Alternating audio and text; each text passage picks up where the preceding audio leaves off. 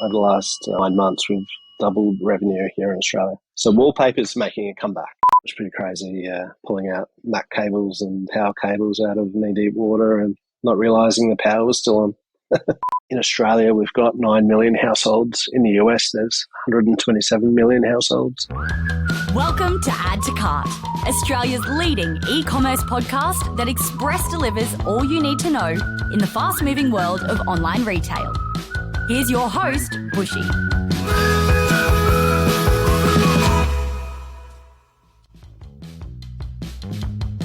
Welcome to another episode of Add to Cart. I'm Bushy and I'm joining you from the land of the terrible people, otherwise known as Brisbane, Australia. On Add to Cart, we welcome everyone to share and listen to e-commerce stories. The more diverse, the better. I want to especially welcome the traditional owners and the original storytellers of the land that we are on, our Indigenous and Torres Strait Islander listeners, to join us in our e-commerce conversations and our community. As we know, business is full of highs and lows, and there's no shortage of amazing success stories and setback stories that are out there. We've been lucky enough on Add to Cart to cover both. But I'm glad to say that today's guest has both the ups and the lows, and he shares them today. Chris Clark built and ran his own successful design agency. I actually worked with Chris back in my agency days, but it wasn't all roses. It took multiple hits, first through COVID and then through the Brisbane floods. I remember seeing pictures of Chris and his team literally unplugging and lugging MacBooks through waist-deep floodwater to try and save the agency. After all of this, he decided to take up an offer from an old friend and actually an old employee of the agency and became the marketing and e-commerce director at Milton and King. Milton and King are a luxury wallpaper company. And you might think, what is a luxury wallpaper company doing on an e-commerce podcast? They are actually changing the game. Launched in Brisbane in 2012, the business has expanded into the UK and the US, recently opening its headquarters in Dallas. In this chat, Chris shares the unique on-demand printing process that Milton and King have developed. He tells us his web design's do's and don'ts. And as someone who has worked with Chris before, you won't get a better person telling you about web design. And then he shares how they've managed the huge growth explosion in the US market. Spoiler alert, they are doing 80% of their revenue in the US. All right, before we get into today's chat, make sure if you haven't already and you are in Sydney that you get your tickets for the Add to Cart e-commerce social in Sydney, May 23rd. We have some amazing speakers, ones that you will recognize from the podcast before. We've got Andrew from Crocked. We've got Jordana from Rhino Rack. We've got Mark Bartzer from Mark Bartzer Consulting. And we've also got Alex from Coolini Keenies. They are all going to be on our panel talking about how retailers actually use AI. We're going to try and make it a no AI BS zone. So 23rd of May, head along to addtocart.com.au to get your tickets, $20 with $10 of that going to our friends at Thread Together. I hope to see you there. All right, thanks to our partners, Shopify Plus and Deliver in Person. Here's our conversation with Chris Clark, Marketing and E-commerce Director at Milton and King. Chris, welcome to Add to Cart. Thanks for having me. Mate, it is good to have you here. It's been a long time since we've worked together in advertising. Definitely, yeah. 14 years since we... 14 years. Yeah, just last worked together. Couple of young bucks dominating the advertising industry. Tell me, which is why we've ended up on a podcast. Tell me about what you've been doing. I've been observing from afar. Milton and King, going gangbusters, and we're going to get into that story today, and I'm really keen because you're doing things so differently. But I'm so interested in your journey to start. How did you end up working with an idiot like me at advertising agencies to getting to where you are at Milton King? Tell us about that journey. Yeah, it goes back a while ago. As you know, just started as a graphic designer 20 plus years ago. I actually don't want to say the date because it just makes me really old. Yeah, we would have been, late 90s. I started designing websites and developing sites and just back in the days of Adobe. And I was about to say, what platforms are you talking there? Photoshop 2, I think. And just producing straight in Dreamweaver and all those kind of programs. I started my first business early 2000s, And in that journey, that's where I first met Bryce, my new boss. So I think it was back in 2002 we first met, and I just joined advertising agency, Ad Gallery at the time. I was starting my own business called New Light Media, and Bryce came in as a fresh graphic designer student straight out of college. So Bryce owns Milton and King now, and he was a graphic designer in your team originally. He was, yeah, definitely. Wow. Yeah. And he worked on some of my web stuff, and he worked in the mainstream advertising agency as well. And we worked together for a couple of years. Yeah, so we went through that kind of journey, and that's where we ended up meeting you. I think it was, GFC. Yes. Yeah, great times that. It was fun. Yeah, definitely. Yeah. Definitely. So, a couple of years at De Pasquale, and they sold to Clemenger. So that's right. Plenty of lives back then. And when that happened, I jumped ship and just started my own business again, and moved down the coast and got my life, and got out of advertising more so into the web design development and focusing on WordPress. And was that 13 Digital? It was 13 Digital, yeah. We started that in 2010. Yeah, and ran that down in the Gold Coast and moved to Brisbane probably 2018, and just built it from there. And then led into COVID, 10 staff, 50 clients. Yeah, a bit of a beast to feed every month. And COVID hit and kind of reinvented a few things. And then we came out of COVID. We hit the February 2021 Brisbane floods. And located in Newstead near the river, we got affected by the Brisbane River and stormwater drain water, and the water came through chest deep through the studios. So that kind of rocked us a bit. You know that nervous feeling you get when you place your checked-in luggage on that airport baggage machine? You're kind of just hoping that your luggage arrives at your destination on time and in perfect condition. It's the same in e-commerce. You place a lot of trust in your last mile partners to deliver the final, crucial element of the customer experience. Now, imagine you are a premium product with over 100 years of customer experience expectations. That nervousness increases a lot. That's why Samsonite has chosen Deliver in Person for their reliable, on-time delivery to drive outstanding shopping experiences, enhance brand reputation, and significantly improve key delivery metrics. I mean, you can never be too careful when it comes to making sure luggage arrives on time and undamaged. Don't settle for less. Make your last mile experience the first thing that customers remember. Learn more about the incredible performance uplifts Samsonite has experienced since working with Deliver in Person at deliverinperson.com/case study Samsonite.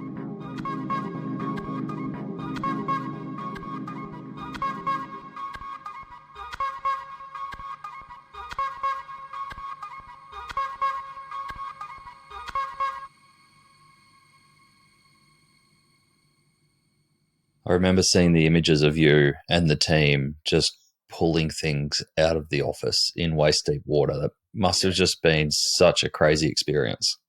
Yeah, it was pretty crazy, pulling out MAC cables and power cables out of knee-deep water, and, not realising the power was still on. Everyone got out alive? Oh, yeah, we got out alive. Just. That really rocked the team, and we had to change quite a bit. And I think COVID was a bit of a blessing that allowed us to work remotely. So that wasn't new to us. But it just kind of took the wind out of the sails. And the silver lining in that is that our office wasn't able to be used as an office anymore. So we had to cancel and terminate the lease. So it got us out of that. And then through some personal things, like my father, who I was pretty close with, passed away suddenly, some other personal things, health issues and stuff like that, I got a phone call from Bryce, who at the time was a client of ours. So we designed and developed the Milton and King website, and he was on a retainer, and he was watching everything, probably like everyone else, everything that was happening, and called me and said, "What are you doing?" And I just went, "Mate, I think I'm done." And he went, "Well, just come work for me." And it's like, "All right, give me 3 months and I'll come over." So at that point, were you thinking about rebuilding the agency, pushing through, or were you truly like, I don't think I can do it? Yeah, like I said, the wind was taken out of my sail. Like it was, just going through COVID, pushing through that, and then, coming out of that flood. It was just like just starting over again, not having an office like that. That studio was our home base, and it was a really good place to It work. was a beautiful studio too. Yeah, it was great location, and everyone just going remotely. Like I worked really well collaborating with people in house and together. Yeah, no, that makes sense. Did it take a while for you to get your head around that you might have to work for someone else after doing your own thing for so long? Yeah, I was self-employed for 24 years, so the thought of going back to working for someone was, I was unsure how it was gonna work out. Whether I could respect some boundaries, understand it's not my business. And Milton and King doing incredible things. And I kind of know of you guys through brief conversations that we've had, but also you've got some great partners in the space that really promote you and what you're doing. Now, for those who may be looking at it, Milton and King, obviously a wallpaper company, but it is really underselling it. Can you share to everyone what Milton King do and how you do it so differently? The brothers that own Milton and King, started a business and very organically and grown in a way where they're running it to their own way, really. They're online first, digital first, but they don't have any bricks and mortar kind of storefronts. They kind of do now, but I'll jump into that later. Everything's made to order, so we don't have troubles of inventory, out of stock products, anything like that. We've got about 3,000 SKUs. Right. You told me you print about 50,000 rolls of wallpaper a year. Yeah. 80% of those rolls are going throughout the US, and then the rest is split between the UK and Europe. And as a designer, you must just love seeing some of the designs that come out because it's not boring wallpaper, right? No, it's, they're really talented, and that's from, fine artists, illustrators, wallpaper designs, covering, florals and all sorts of different kind of art. Yeah, it's very, very inspiring seeing all that kind of different artwork come through. Yeah. To give people an idea, can you share for those who may not be in the wallpaper business, what's trending in wallpaper right now? It's certainly, I must say, it's definitely trending in Australia. Over the last 9 months, we've doubled revenue here in Australia. So wallpaper's making a comeback. In the US, it probably never left. In the US, they love a pattern. They love textures. So, we find that, one house in the US might have 3 different kind of styles of wallpaper. But here in Australia, it's more about stripes, plainer colours, simpler patterns. So that's probably more basic colours here in Australia. But in the US, it's all about busier the better. Florals. Yeah, florals are probably the biggest seller. Okay. And are they used like all throughout a house? I've got no idea on interior design, so I'm useless. But if you were going, your style of wallpaper, are they using it as like feature walls or whole house fit outs? Like, what's the scenarios? Yeah, in Australia, it's more so smaller rooms. It could be a nook. It could be the ensuite. It's usually spots. In the US, they're wallpapering feature walls. They wallpaper the ceilings. So, there's no white walls over in the US. Just, bright colours. That's cool. Yeah, definitely. But here in Australia, you jump onto realestate.com, most of the walls you see are white, but we are certainly seeing a change in that trend, which is good for us. Yeah, absolutely. And is there a bit of an education piece that you need to incorporate into your product to help people through that cycle automatically? Yeah, definitely. I think being a Gen Xer, I grew up with wallpaper, and my parents used to talk about horror stories about spending 3 weeks trying to remove a wallpaper with a hot iron and scrape. I think there's a lot of that needs to be debunked. Like if wallpaper these days is applied properly, you can remove a whole wall within 2 minutes. So it's changed a lot. Okay, I didn't realize that. So it's probably great for people who are constantly looking to update the look and keep things fresh. Yeah, exactly right. Yeah. And do you kind of see that through your data that you get a lot of recurring customers coming through at certain intervals? Yeah, we do have quite a few recurring customers, probably more so in the US. We do have quite a big trade in the wholesale market as well. So trade users are the interior designers, the decorators, the builders, and they're, coming for their customers. So talk us through that process of when you are delivering, like how do you deliver wallpaper? I'm really interested in that process too, where you have to line up the wallpaper so that when people get it, they have to, make sure.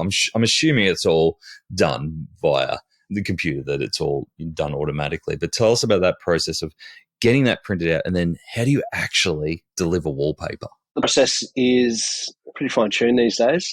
So when the boys are printing the wallpaper, they make sure it's on the same batch, the same paper. Because it's a digital print, you don't want paste and stretches and all that kind of stuff. So you want to make sure that, if you're printing several panels, that it's all on the same roll. So when it's trimmed, it all matches up perfectly, because if you print today and we print next week, the paper might be slightly out of whack, so it'll never match. So, we just make sure it's all on the same kind of print run. But essentially, from our WooCommerce store, we're pushing it via plenty of zaps into Monday. We've had Monday customized to handle all the orders, and that then moves into our print rip. So the boys, print production boys here in Australia and the US, can maintain and manage all that through Monday. Probably the process of print production is 2 to 5 days. So if you ordered it today, within 2 to 5 days, where it's packed and it's sent out. And how do customers know the volume that they need? Is it all calculated on site based on dimensions of their room? Yeah, we've got a calculator on our site which can give you the calculation in imperial metric measurements, depending on your location. When we do get big orders, we might get someone that might order 30 rolls. Al could be right on the phone and go, "Hey, let's just check your calculations to make sure you're not overshooting this." So, and then in those cases, we would just adjust the order, but it's usually pretty good. And I assume that rules out any returns or refunds because it is so custom. Yeah, I think our refund return rate globally is about 2%, so it's quite small. So our customer support, which is handled in the US and the UK, they're right on it. So they're pretty efficient. Cool. And you mentioned there on WordPress and WooCommerce. And is that purely from the point of you just need so much customization and control over the experience because it is unique, that is the best platform for that for you? It is. At the time, we developed the website back in 2018. So Bryce came to us in 2018. They were on Magento and they were struggling with that platform. So at the time, WooCommerce was the best choice at the time. I think Shopify was certainly there, but it was certainly in its early stages. So I don't think Shopify would have been able to do any of the stuff that we wanted to. But today, we just find it gives us full customization. We can create plugins, we can customize the theme, got full access to everything. And I think from a developer's point of view, it's just, it's so much easier to manage. And especially when we've got 4 regions, US, Australia, UK, we're dealing with translations, we're dealing with different measurements. Yeah, it just gives us that greater control. Makes sense. And I think having someone like you in the seat who has built their fair share of websites and can, find their way around it, you're a pretty safe pair of hands for a website where you do have so many options, because in other less experienced hands probably get out of control pretty quickly, right? Yeah, exactly right. Exactly right. And I do believe that you come up with an idea about an idea and we're not restricted by the technology. All the time I'm going back to our senior developer, Caleb, and saying, "Can we do this?" It's like, I don't know, but sure, we can work it out. So. And you mentioned some of your partners there. I know SearchSpring put you up as one of their case studies. Who are the key tech partners that you work with to plug into Woo? Yeah, I think, SearchSpring was a game changer for us. Being a WordPress site, it's pretty heavy on the resources, pretty heavy on the server. So if we took away that load from our server and let SearchSpring handle all the on-site searches and the catalog pages, the collection pages, and it's just sped up. So it's been a bit of a lifesaver. But the other platforms we use, the tech stack is probably 20 deep, and there's all sorts of things happening in the back end, from ShipStation to Zapier to there's mate, I could pull the list up and go through it all. But I did hear at a recent conference at Retail Fest that someone used AI to analyze their tech stack and kind of ask it to work out the best way to integrate all the different technologies. So I think I'll be doing that in the coming weeks. That's funny. How did they say they were going to do that? Like through GPT? Yeah, GPT. Yeah, they said they did it through there, and they just outlined all their technologies and said, how can I best utilize all this? Oh, that's funny. I love that. Yeah, it was pretty cool. Because you are print on demand, does that make your life easier or harder? Because I can imagine you've got no limit to inventory, or you probably don't have to worry about inventory, do you? No, not at all. Not at all. So, yeah, we upload product. We don't have to worry about inventory, out of stock. The only time we would ever remove a product is if it's not moving. So every 6 months, we'll review the catalogue and say what's not moving, what's not popular, and, yeah, we would remove that stuff. So, yeah, so we're very thankful for that. The only stock we hold is any returns. Okay. And it's not much. So with that inventory, does that mean that you can play around a lot with seasonal prints in terms of new designs, new features, new artists, or is it still very much situation-based that people will only shop with you when they're ready to wallpaper the walls? Can you convince people with new designs that now's the time to jump and wallpaper their place? I like to think we can push a design and encourage people to jump in and purchase from the collections we're releasing. But we find it is pretty seasonal. In the warmer months in the US, people are more probably inclined to purchase wallpaper in the warmer months, especially when they're improving their home. When it gets cold in the US, it's usually snowing and freezing, so people don't want to get out and get amongst it. So, we find that, if we're going to launch something, launch it autumn, spring, summer is the time to do it. Through December and January, it usually dies off a bit. Yeah, okay. Yeah, and in terms of the wallpaper we do release, we do watch what people are searching on our site. So, we really tap into Search Spring and, look at the zero search results that are popping up. So we were a wallpaper called Snake. Lots of people were searching for snakes and baseball. So a lot of people were searching for baseball wallpaper as well. So we've launched those over the last couple of months. That's cool. So for those who may not be doing that, that's basically looking at the search results from your on-site browsers and working out what people are searching for that you're not serving up any results for. Yeah, exactly. Right? Yeah, that's right. That's right. And Search Spring would do that across all the regions. So we can see different regions, what people are searching for and what they're not finding. So based on that, kind of skews our next wallpaper release or our next idea for a collection. That's cool. And do you do designs in-house or you collaborate with designers to create the wallpaper designs? Over the years, it's mainly collaborating with external brands and artists, and that's something that Bryce would always be on the hunt for. You'd jump onto Instagram and socials and, be chatting to artists, whether they're a fine artist or graphic designer, not necessarily a textile artist. People that, kind of tick the box for him. He'll approach them and get them to design artwork. And those artists would get paid a commission for every sale. But more recently, we've hired an artist in the UK, Yasmin, and she's been designing and painting the last few months.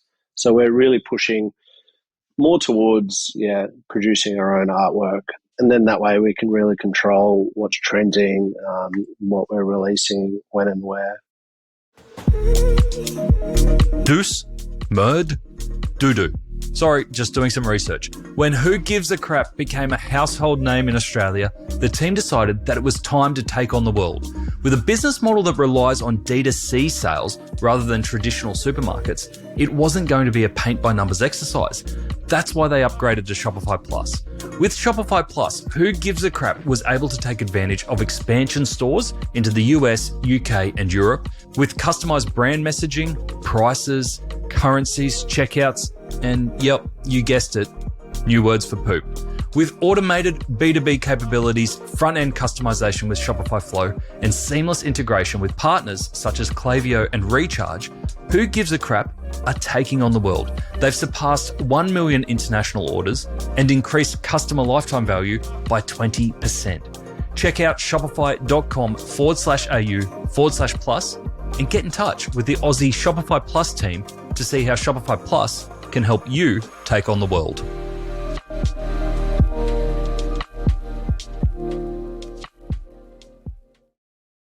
Now, I saw that you are up for Australian Web Awards, which in itself isn't a surprise because you've got a beautiful looking website. But what was interesting was that the list of nominees there, you are the only in-house team nominated. Everyone else has a brand website that was built by agencies. I thought that was pretty cool.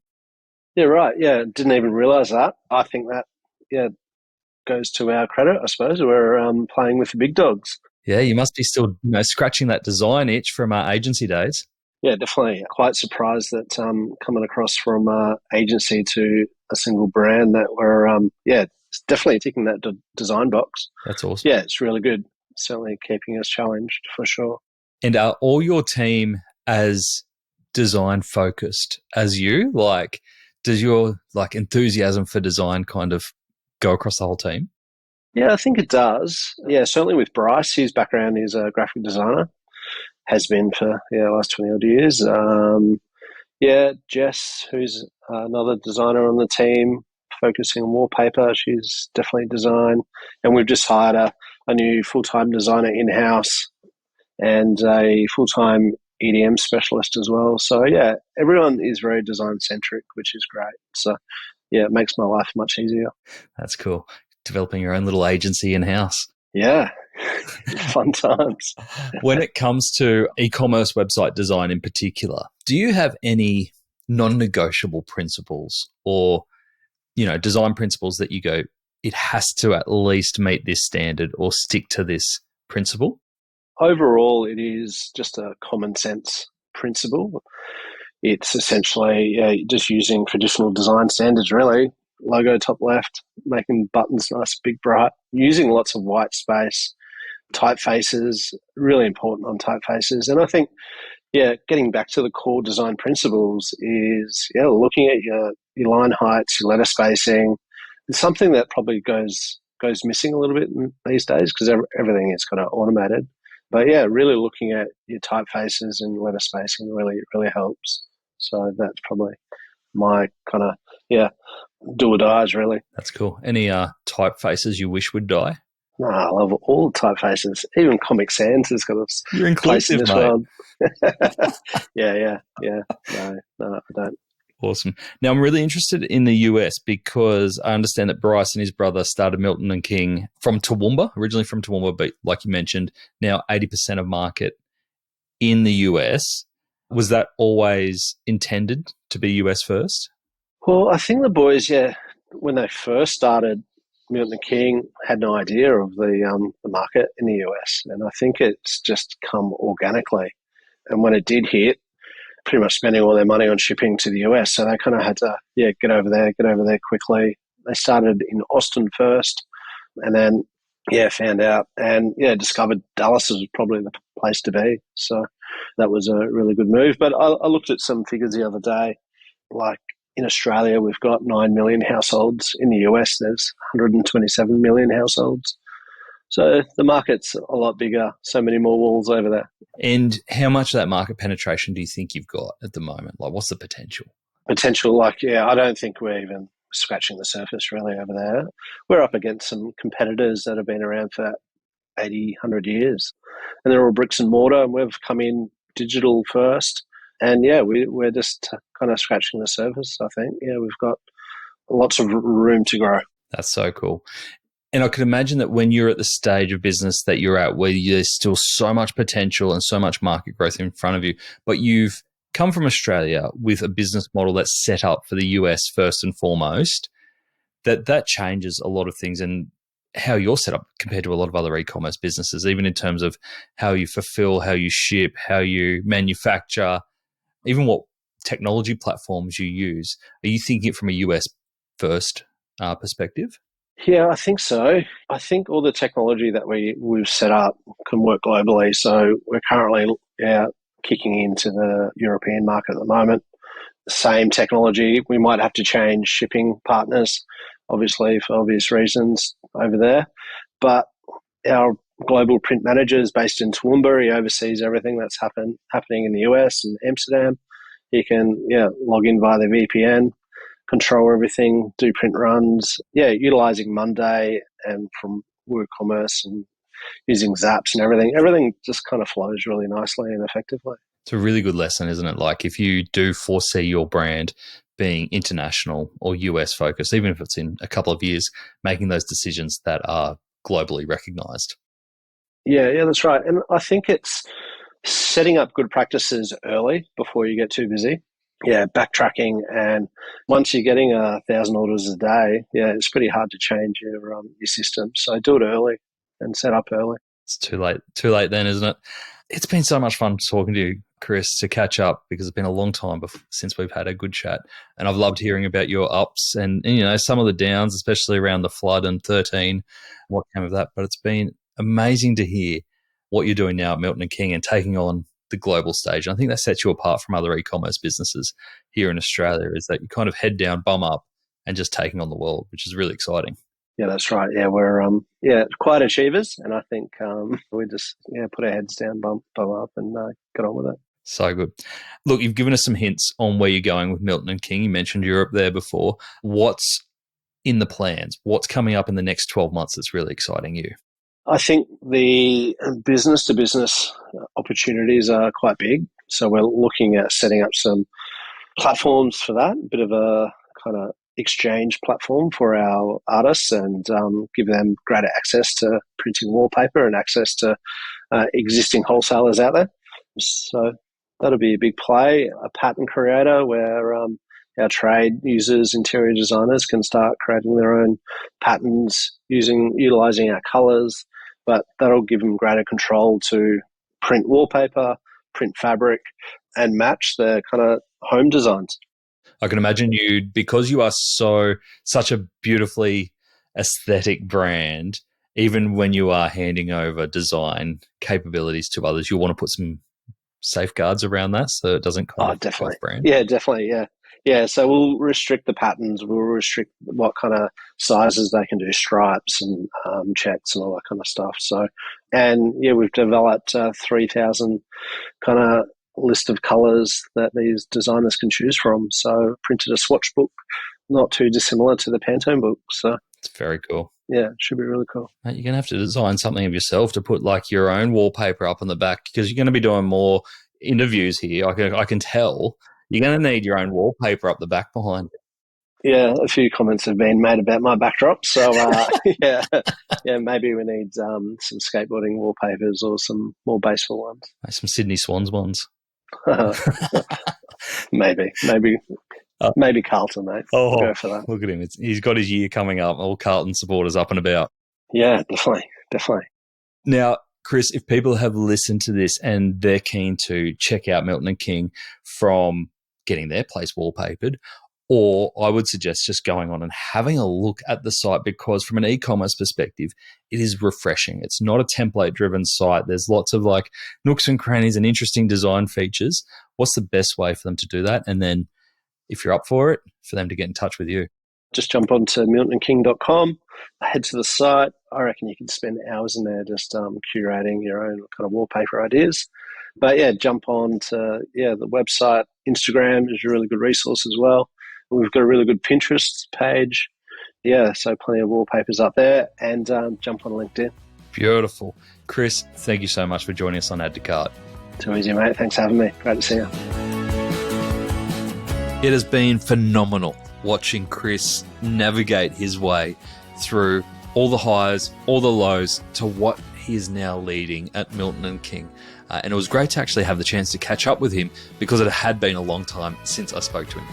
Here are the 3 things that I took out of our conversation. Number 1, you won't get a better person than Chris, but website design. He calls it common sense, but getting the right typeface, the right colors, the right positions for different content is crucial.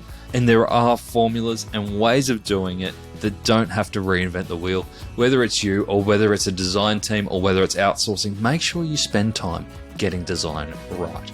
Number 2, setting up for global success. You heard from Chris that they did originally design Milton and King with the view that it would be an international business. And today, 80% of their sales is out of the US. So that has obviously had impacts into some of the big decisions they've made around making sure technology, payments, legal, product descriptions are all set up to translate well across borders. So if you have the inkling that you will be international, make sure you're getting those foundations right, that the partners, the technology, the platforms can easily expand across borders and they aren't limiting you to Australia.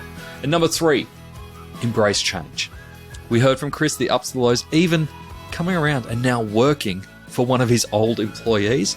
He would not have seen that in his future, but what I love about Chris is that he's taken it all in his stride and that he is just making the most of every opportunity. And what he's doing now is so cool, changing the game, not only for Wallpaper, but in the way that e-commerce is done and really taking that brand to the world. What an awesome mission.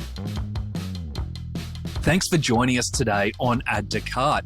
To listen to all our e-commerce conversations, now in the hundreds, you can head on over to addtocart.com.au. There, you can also join up to our free private Slack community to share e-commerce ideas, tips, and questions with other listeners. You can also subscribe to the Add to Cart weekly newsletter and browse some of the video highlights from our chats. There is a lot there. That's addtocart.com.au. And if I can ask you one thing before you go, if you enjoyed today's episode, make sure you share it with a friend or a colleague who could benefit, or leave us a review. It really makes a difference. Thanks again for listening, and until next time, keep those customers adding to cart.